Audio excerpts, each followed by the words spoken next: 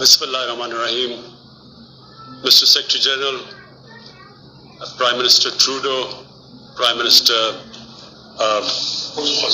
Holness. First of all, I want to thank you for initiating this conference because this is, as we all know, a global issue. It's a global problem and it needs a global solution.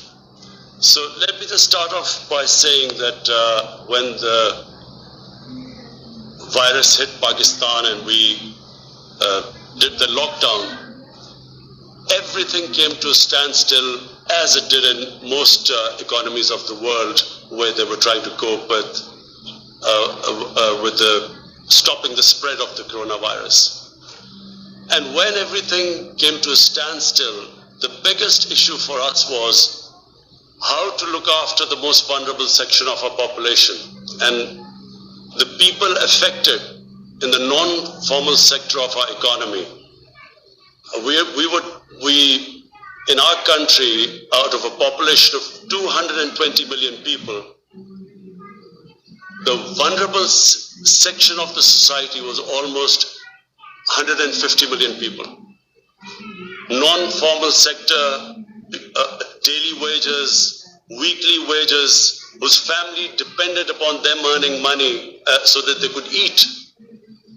So we then started this big cash handout, one of the biggest programs in Pakistan's history.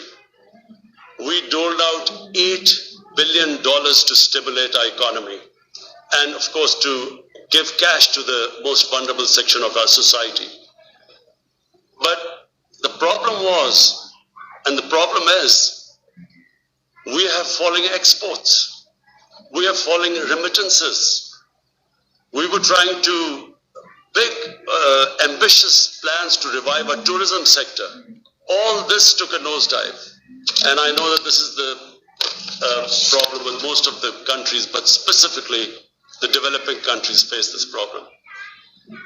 To put things in perspective, the total amount of stimulus we could afford to give to our economy, and that was the biggest stimulus ever in our history, we managed to give $8 billion. And so when you compare it with countries like the United States, from what I heard, they're giving $3 trillion, Germany $1 trillion, euros, Japan $1 trillion. The developing world, we calculated, has given $7 trillion to stimulate the economy.